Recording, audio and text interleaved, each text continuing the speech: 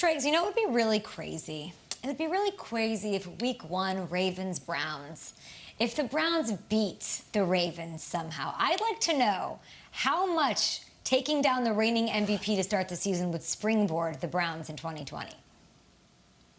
It'd be huge. Kay, I think everyone is looking into this week one not knowing exactly what to expect, and the gut instinct or the knee-jerk thing is to take the favorite, take the team that we know what we're going to get, and take the guys who have been in the building for a long amount of time together, and that would be the Ravens over the Browns. But what if the Browns came in and just kicked the snot out of the Ravens week one? What would that tell us about what Cleveland's been doing this offseason?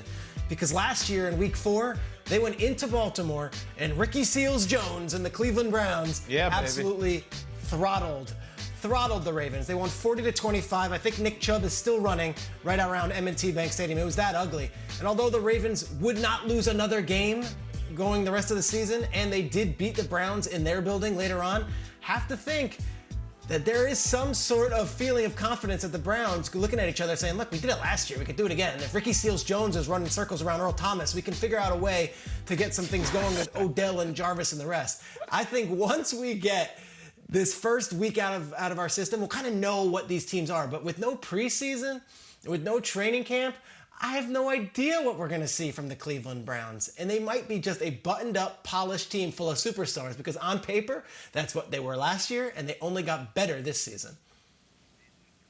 No doubt about it. It's a division game.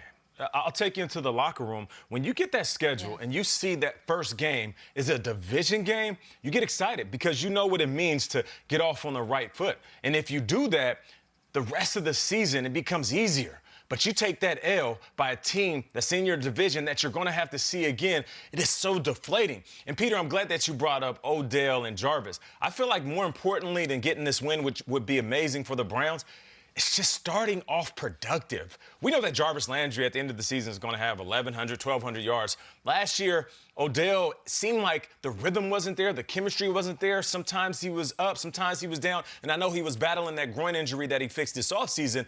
But now you have a healthy arsenal of players. You listen to Baker Mayfield. He's like, listen, we're on the same page. Odell looks fast. He looks strong. We're going to be good this season. So a victory is great.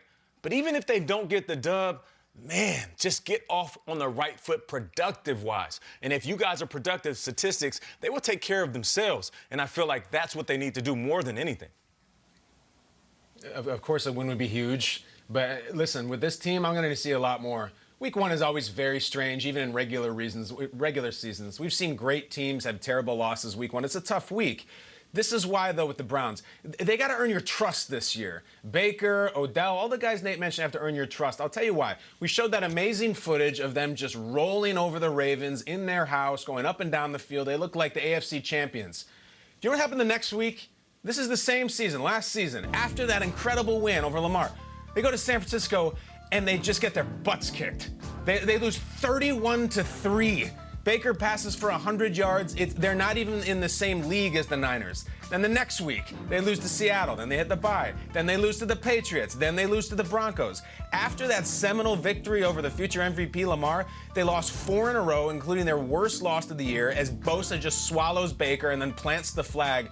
So I've seen the potential be realized before. I've seen the Odells and the real Pro Bowlers like Seals-Jones run all over the field for the Browns. I need to see it a few weeks in a row. This team has too many pieces and too much talent and so little cohesion.